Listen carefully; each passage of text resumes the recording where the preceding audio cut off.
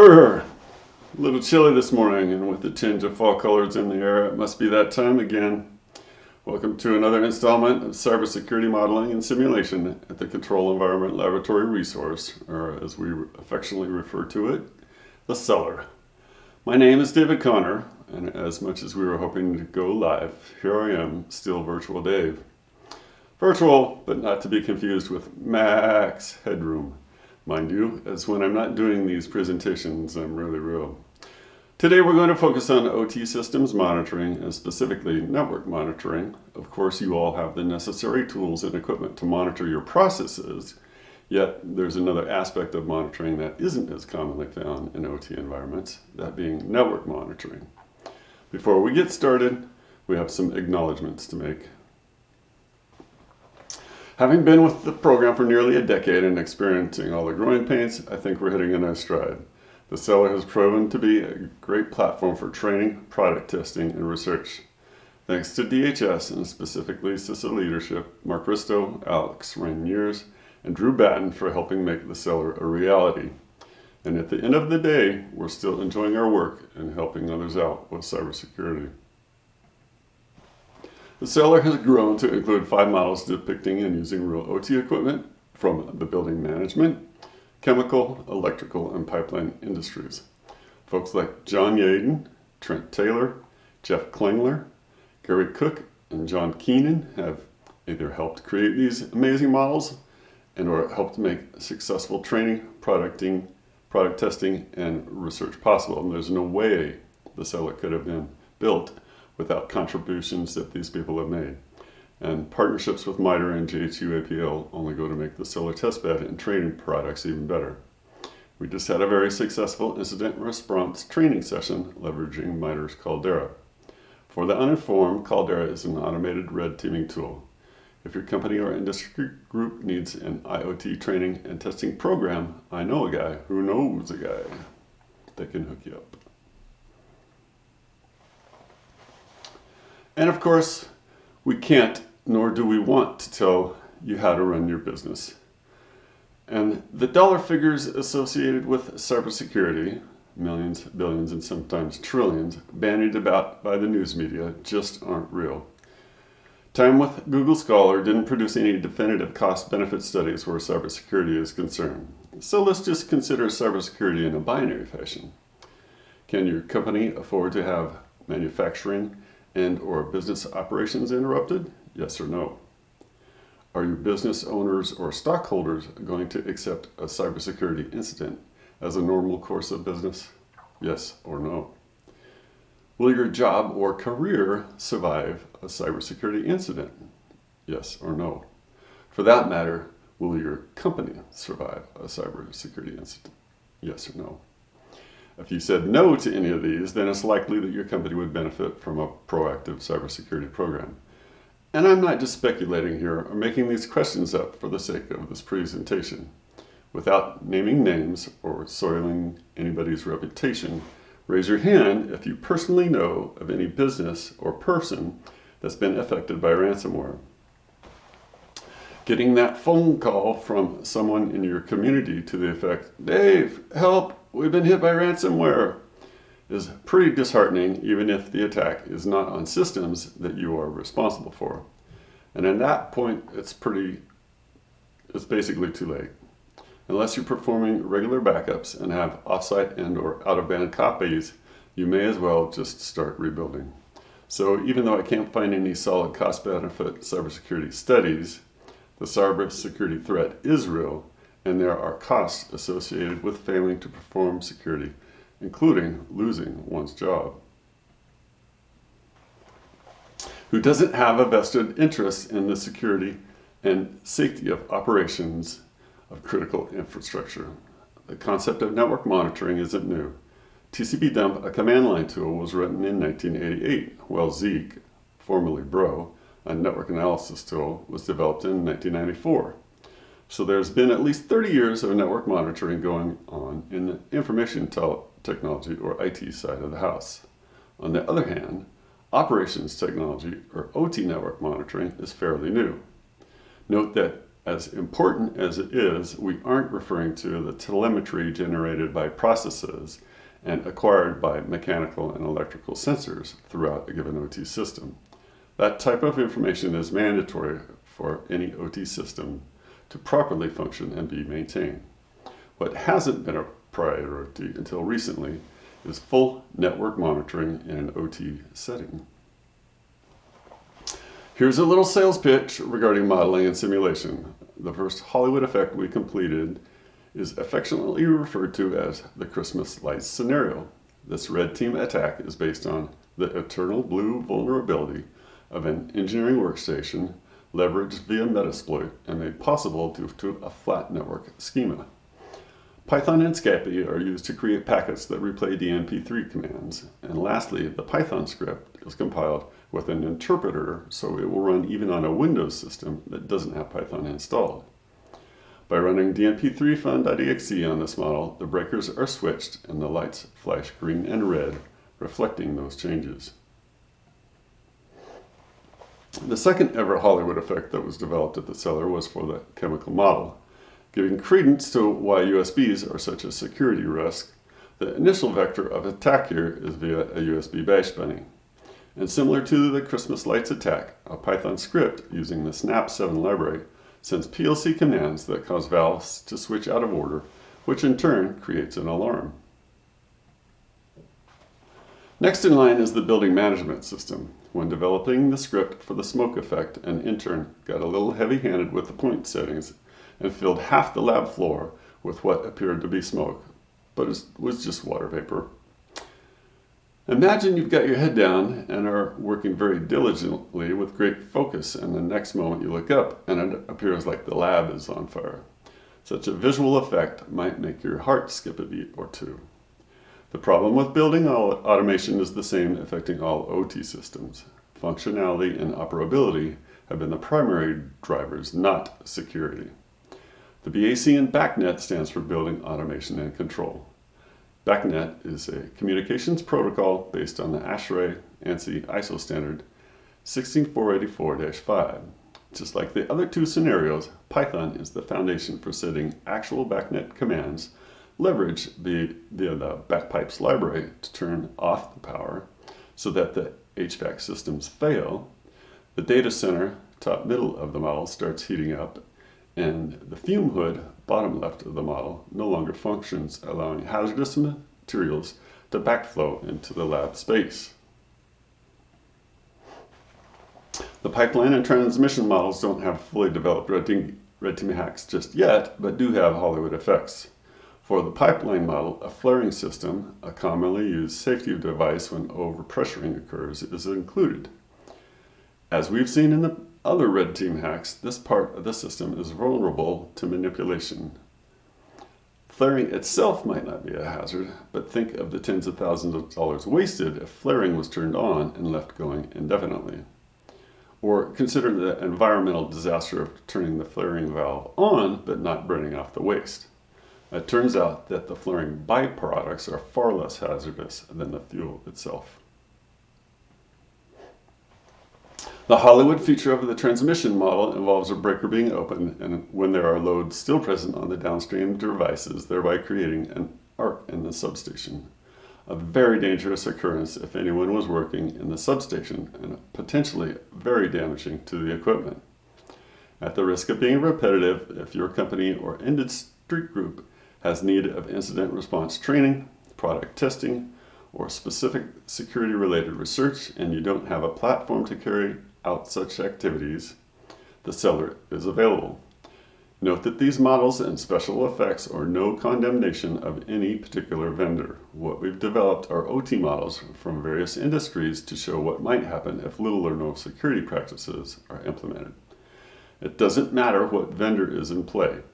If you have flat, non-segmented networks, have dual home, the HMI and engineering workstations to both the OT and IT networks, just a few of the many security shortcomings found in the wild, you are asking for trouble. Why do we brush our teeth, eat our vegetables, have annual checkups at the doctor, dentist, and for those of us that are chronologically enhanced enough, ophthalmologist. Not just because mom said so.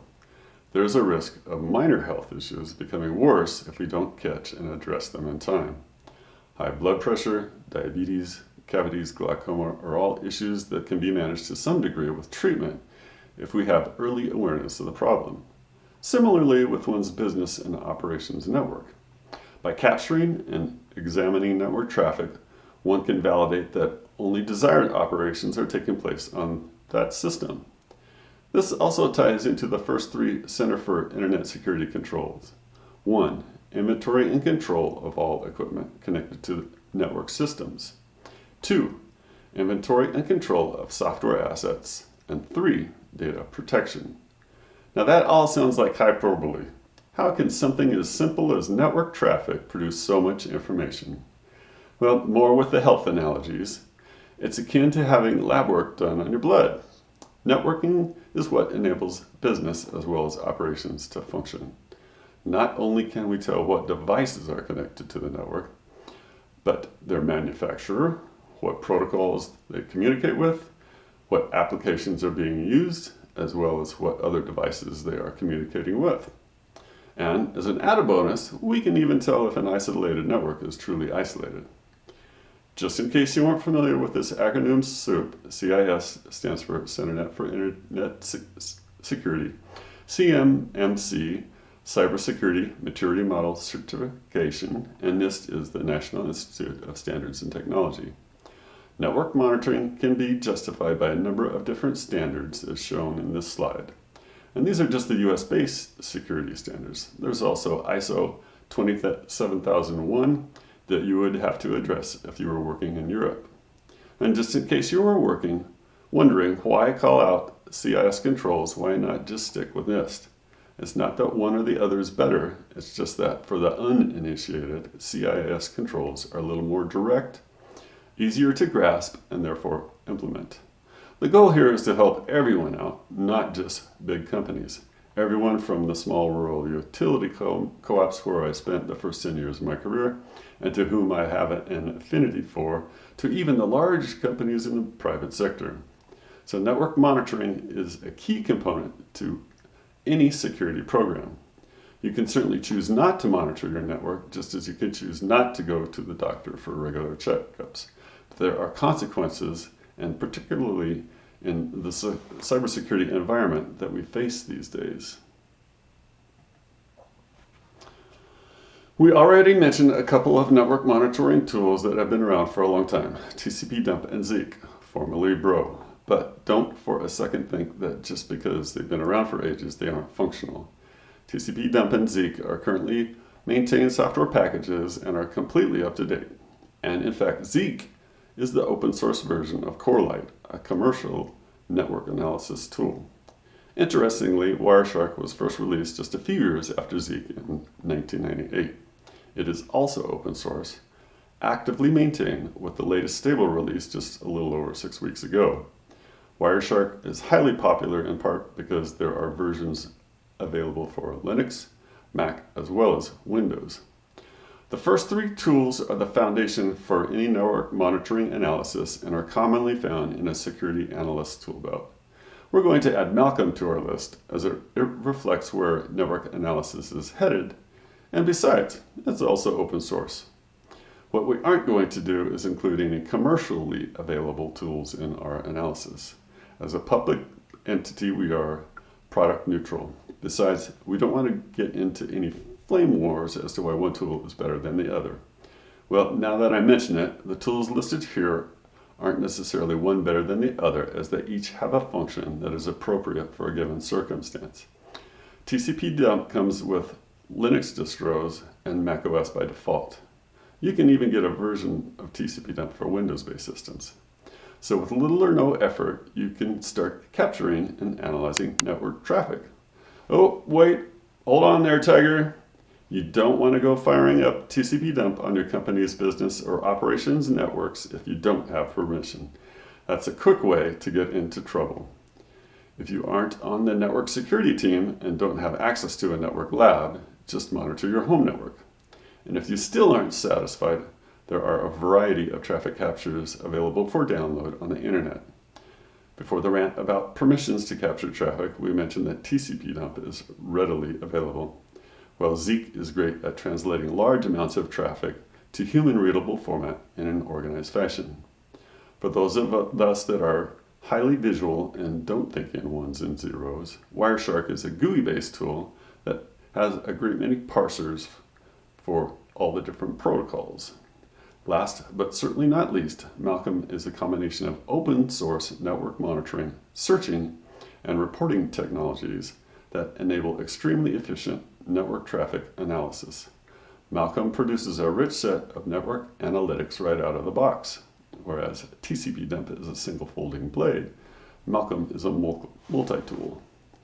Check out the links I provided in the slide deck notes for additional information. Here's some quick tidbits to get you started with TCP dump.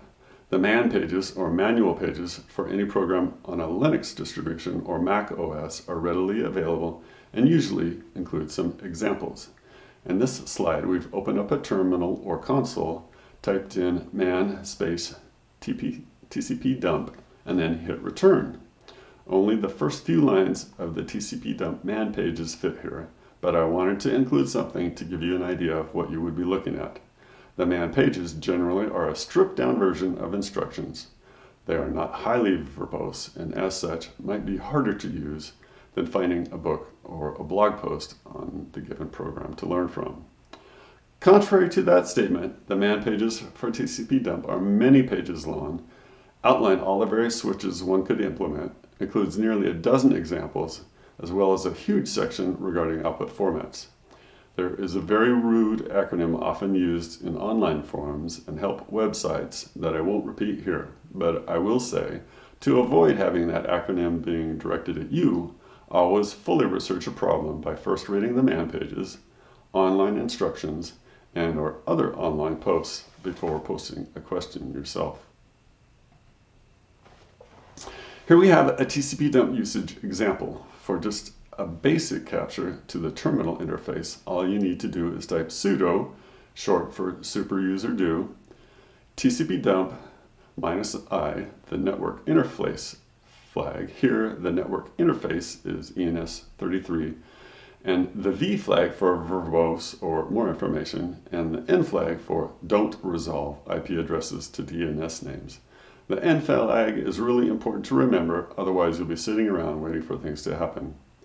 Comically, I'm getting an error when trying to run TCP dump on Mac OS Big Sur to the effect, that device doesn't support promiscuous mode. What?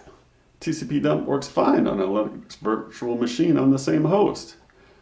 Well, having a Linux-based virtual machine to learn from and test is really the safest way to go about it. You could even set one up based on one of the many security-based Linux distros to leverage additional cybersecurity analysis tools. I've included a couple of these in the notes section. For those of us that can't read the data flying by in the terminal like Neo in the Matrix, this TCP dump example shows how to capture the resulting network data into a file that can be saved for further analysis. TCP dump is very easy to use, readily available if not already installed, and a very efficient way to capture and analyze network traffic. In this example, we're reading the file we just created. So not only do you have the capability to read to the terminal, but to write to a file, as well as read from a file. And if for some reason you don't have permission to capture traffic off your business or operations network, and you're finding your home network traffic to be boring, don't despair. There's all sorts of PCAPs available for download from the internet. Just fire up your favorite search engine and look for PCAP examples. So as to save you a few milliseconds, I've included a couple links to great PCAP repositories in the notes section in this slide. Now let's take a look at some simple analysis examples. These commands will be performed on a packet capture from a recent incident response training held in the cellar, so we know what to expect. One easy way to look at the contents of a PCAP file is to pipe it to a program called less. Less allows one to scroll forward or backward through a file's contents. This is particularly helpful given that the PCAP file we're looking at is 1 gigabit in size. Command 1, labeled here, gives us some pretty cool results. We've got timestamps, source and destination addresses, ports and protocols. Now port 25 is SMTP, or Simple Mail Transfer Protocol, so it turns out we're looking at both the IT and OT traffic that were merged with some networking magic. And I'm only showing the first 4 lines here. In reality, there's a great deal more traffic to sort through. Let's see if we can be more specific and find anything weird in the operations side of the house. Don't forget the -n flag to keep from resolving addresses with DNS. It really speeds things up. What in the world? In the first 3 lines of command 2 output at the B1 label, or bad one, there's DNS traffic trying to get out, and at the B2 label, there's also multicast DNS. This isn't necessarily nefarious traffic, but it is unwanted in an operations setting. It'd be nice to know if any other system is making DNS queries. And we can find that out with the double grep of the OT subnet, which is 192.168.0, and the quad A question mark string, and piping the grep statements to less. At least in this PCAP file, there's only one system at 192.168.0.101 making DNS requests. And just so I'm not leaving you completely in the lurch, here's a mind map that I worked up for TCP dump a while back. The great thing about Berkeley packet filters on the right here is that they can be used in Wireshark too. Between the previous examples and this mind map, you have more than enough references to start creating your own analysis queries. But wait, there's more! Here's another mind map specifically for Berkeley packet filters. Between the examples, mind maps, TCP dump, and Wireshark, there is no excuse not to be passively monitoring your own operations network, except for maybe permissions to do that. Well, and then there's the issue with time being the scarcest resource of all, and some folks wear too many hats to get everything done. But I would also argue that security in this day and age needs to be a priority. Let's take a look at another open source network traffic analysis tool renamed Zeek from Bro a while back. We're also going to add PF-Ring to the mix, another open source tool, to help with more efficient processing of all the network traffic packets that we're going to capture off the wire. Lastly, we're going to go over how to install these 2 tools from source so that you can have the latest and greatest network traffic capturing and analysis tool. I put a couple links in the notes section of this presentation for Zeek and PF-Ring. Consider it homework, as we aren't going to be doing a super deep dive into either of these tools. We just don't have the time. 40 minutes just isn't enough. Here are the advantages of both of these tools. PF-Ring is relatively easy to implement, can handle high-speed networking, and can be used with a variety of network interface cards. You very well might not have to buy anything special to get these tools working on that old server you scored from the IT department for free. Well, a couple of the strengths of Zeek, noting that there are many, include gathering network traffic information without interrupting your processes, as well as the post-processing and organizing that Zeek does to that data. You'll recall from the TCP dump example, the output wasn't exactly kind to the eye. With a little practice, that changes. Whereas, I bet all of you can read the raw Zeek logs first try. Circular buffers, of course! Why wouldn't this traffic capture tool be more efficient? It reminds me of the new shredder attachment for my food processor, except the input is coming from the bottom and the output out the top of this diagram. Borrowing a graphic from the NTOP website gives us a very straightforward and simple perspective on why PF-Ring works so well. Assuming you've never done anything like this before, the safest way to go about exploring, installing, and running open source tools is to start off with a virtual machine. There's plenty of virtual machine freeware available from viable and safe sources, so being constrained to only one computer to work with isn't an excuse. Depending upon which Linux distro you've chosen determines the setup steps. Given the stability and availability of the Ubuntu distro, I'm going to base the commands here on Ubuntu 2004 server, which might be even more scarier because there is no GUI. No desktop, what do we do? Well, like I've mentioned, VMs are really great for beginners to work with. If for no other reason, you can take snapshots at various stages along the way and save a good copy of your work. If something goes wrong, you simply roll back to the last known good state. And once you're feeling comfortable with this process, you're one step away from making duplicate images, updated images, or even bare metal images that you can use to capture traffic at various key points in your networking. I've included another link for Ubuntu download mirrors. Choose the URL that is closest to your physical location. When building your VM, or after you get done, add a second virtual NIC. We are going to end up with one NIC for management and another for traffic capture. Now let's walk through all of the commands. I've included these in the notes section, and I've cut out a bunch of the terminal feedback when running these commands to save space. What you actually see in your screen is going to be a great deal more verbose. To summarize, here's what I've done. 1. The apt-get statement at the top gets us the VM up to date patching-wise. 2. The IP statement shows all the network interfaces, the second one here being ENS38, or our network capture interface. 3. The echo statement makes sure that the interface is up after a reboot. 4. The apt-mark statement freezes the kernel version. We don't want updates to break anything. 5. Well, the apt-install statement is another syntax for installing programs, and in this case, all the requirements for building pfRing. The cd or change directory command at step 6 gets us into the opt directory. 7. Next we clone the pfRing source code to our VM. 8. And when that's finished, we change directory again to what we just downloaded. And 9. Finally, we issue the make command to start the compiling process. Just as the title suggests, we're now going to install what we just compiled. Just as before, I've cut out a bunch of the terminal feedback to save space. Summarizing the commands: 1. Move into the kernel directory. 2. Run the make install command. 3. Install the pfRing module into the kernel. 4. Jump over to the userland lib directory. 5. Run the make install command. 6. Jump in again, this time over to the libcap directory. 7. Run the make install command again.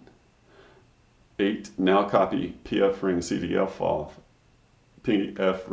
CTL file over to the user bin directory. 9. Didn't have enough room for a label here, but we're copying the pfring.services file. 10. Now we need to do a soft reload, which accounts for all the changes we just made. 11. Make sure pfring starts on boot. 12. Now we actually start pfring. And 13. Let's make sure things are running as we'd like. Even though we followed directions, we ended up with an error. Such are the occasional pratfalls when employing open source tools. Recall the free like kittens analogy. Sure, the kitten doesn't cost anything, but the shots, scratching post, nail covers, and spaying or neutering certainly aren't free. The last line of the error gives us a clue as to a possible solution. And now a bunch of you in the audience are saying, Dave, if we go to all the trouble of pointing to the top repository just to install this missing dependency, why not just install pfring from package? And why did you take us down this rabbit hole if you knew it wasn't going to work? Well, both very good points. I've not ever had any troubles in the past with compiling pfring. So when updating my notes for this presentation, I ran into this hurdle but didn't want to gloss it over. It's a very good example of why open source tools are called free like kittens. In this instance, the combination of pfring and Zeek makes such a strong network analysis tool The benefit more than makes up for the challenges of setting things up. Besides, I've got a solution to this issue figured out, and we'll share it in the next slide. Here's the solution that I worked out so we can still use PF-Ring with Zeek. And due to real estate constraints, I've clipped a bunch of the terminal dialog from the screenshots. In order: 1. Get the NTOP repository installer. 2. Run the NTOP repository installer. 3. Update the local app directory to include the NTOP repository contents. 4. Install PF-Ring DKMS. 5. Check the status of the PF-Ring service. And 6. Success! We did it! It's working. Whereas compiling PF-Ring was a bit tedious, compiling Zeek took a while, but went without a hitch. The terminal output from these commands are pages and pages long. I've clipped all but the necessary commands to make it legible. In summary: 1. Be sure you have all the requirements installed before starting. 2.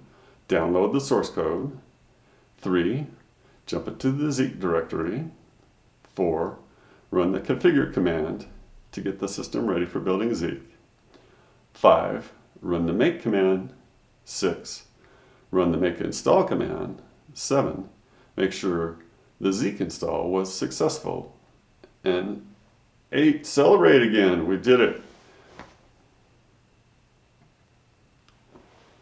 A managed network switch means that you have the ability to set up and configure in various ways. Now that we have built a network analysis tool to fully take advantage of that system, we need to gather network traffic. One of the common configurations you might apply to a managed switch is a span port. Here we take all the traffic from ports 1 through 7 and pass that along to port 8. You would then plug the second NIC of the network analysis tool that we just built into port 8. Legible right out of the box. Here's the first few lines of the weird log. The only problem is we could still be looking at hundreds or even thousands of these log files. And there could be as many as 63 other log files in a capture. Everything from protocols, files, net control, detection, network observation, miscellaneous, and Zeek diagnostics. Talking about information overload. Whew. And even if we were to use the built-in Zeek cut command, we're still not that much better off. Don't get me wrong. The command line is extremely powerful. We haven't even looked at what you can do with sed, awk, and sort commands on a Zeek log. But what about data visualization? Here's a screenshot of Wireshark with the same PCAP that we've been exploring. Some of the really cool features of Wireshark, besides that it's free. The search bar gives you an indication that your query is valid by lighting up green. I've highlighted the first package, and the details show up in the bottom screen. We can open up each of the frame, Ethernet, IP, UDP, and DNS subparts of this packet by clicking on the caret to the left of the given section. And the different types of traffic are colored differently. Wireshark, as mentioned, has been around for some time, so it is a very mature tool, highly reliable, and makes deep packet inspection so much easier. But once again, we're only looking at one file, and even with the computer resources that I have available, which are pretty decent, I had to wait for the file to load, and then wait again when I ran the simple query. If only you could get this quality of GUI and access to the full data set. With the caveat that Malcolm was developed by the INL and funded by DHS, we are very biased about this tool. But don't take my word for it. Malcolm is just the INL's most downloaded open source tool these days. Malcolm is to operations technology security as Security Onion is to information technology security. For those of you unfamiliar with either of these tools, they take some of the best open source security tools and combine them into a single ISO file. Whereas in the earlier examples, we were compiling both PF-Ring and Zeek, there's none of that going on here. It's all done for you. You simply download the Malcolm ISO file and build a virtual machine or full metal instance if you have the spare hardware. Check out the links I made available in the notes section of this slide. Specifically, Malcolm is affordable, as there are no licensing fees, employs both Archime and Kibana, so you can slice and dice your data in more than one way with more than one tool. Malcolm accepts both uploads as well as live streams of data. Malcolm visualizes data for more easily consumption. Requires a minimum of setup and configuration. As Malcolm is open source, it can be altered to fit your specific needs. There is a wealth of information published in regards to Malcolm setup and operation, including a YouTube channel. Lastly, and more importantly, we aren't restricted to analysis of one file at a time. Not just one PCAP or Zeek log at our fingertips, but all of them. Additionally, the ability to sort by column as well as drill down by each individual log entry. Big data, informatics, and data visualization. Yeah, sorry to bother you with industry buzzwords. I'm not too thrilled with them either. But even if your system doesn't generate hundreds of thousands of packets per hour, having a tool that organizes and presents all the data in a searchable fashion is going to make your life easier where security is concerned. I recently listened to a podcast that mentioned slow response times to cybersecurity events as a problem. Having live information organized and searchable is only going to help with cybersecurity response times. Earlier, we searched on a PCAP file for traffic specific to our operations network, or 192.168.0.0/24. Here we do the same, but are not restricted to a single file. For the last month, we see over 25 million entries. Controlling this amount of data is incredibly powerful and efficient. And this helps with addressing CIS control number 1, inventory and control of assets, as we have all the IP addresses on the OT subnet that we need to account for. Wow, look at that. With apologies to the purists out there, and as much as I like the CLI, the information available here in one screen is substantial. How long would it take you to work up stats like that with TCP dump or Wireshark? And this is just 1/3 of the screen. There's 4 more sections of the default overview page, including connections, service by destination, DNS queries, and all logs. Tons of information in one pane without having to scrounge around for this file or that script. Here I photoshopped this screen heavily to get rid of all the relevant information on one slide. We've taken our OT DNS query and drilled down to a specific address of 192.168.0.123. This system has a service turned on that's making multicast DNS requests. And while that alone might not be a sign of bad things going on, it is unnecessary traffic on the wire that's using up resources and adding to the cruft that has to be searched through. In this instance, some of the traffic generation for this model needs to be tailored more accurately to reflect an OT setting. Or does it? How many times have we seen in our security assessments system misconfiguration? Too many times. Far too many times. More caveats and security-related catchphrases. Sorry, but we're trying to bring the message home now. With all due respect to the Scrum project management framework, security is not a sprint. It's a marathon. There is no single security control, analyst, or appliance that's going to save your bacon. Set and forget where cybersecurity is concerned is a recipe for disaster. So even after you get all your required security controls set up and functioning as desired, you want to regularly validate that they continue to operate as expected. There are 18 CIS security controls for an IT system. Likely not all of these controls are going to be applicable to your operations systems, but the set of the CIS controls as a whole are easy to understand and apply, so they are a good starting point for any organization in, say, the manufacturing industry, food industry, medical, or even a rural co-op utility with little or no security budget. Network monitoring is one of those CIS controls that is easy to implement in an affordable fashion, and as an added bonus helps achieve other inventory related controls in the list. Let me rephrase that. Network monitoring is one of many security controls that you need to implement, But you don't have to be a big multinational Fortune 500 firm with a security operations center and a swarm of security analysts to implement network monitoring. With just a little bit of creativity, open source tools, and elbow grease, you too can be monitoring your operations network. We've looked at some open source tools including TCP-dump, Zeek, Wireshark, and Malcolm, each with their own strengths and benefits where network analysis is concerned. Even if you have to wait to get the control board's approval or boss's approval before setting up network monitoring, we've provided a bunch of resources so you can start testing and learning.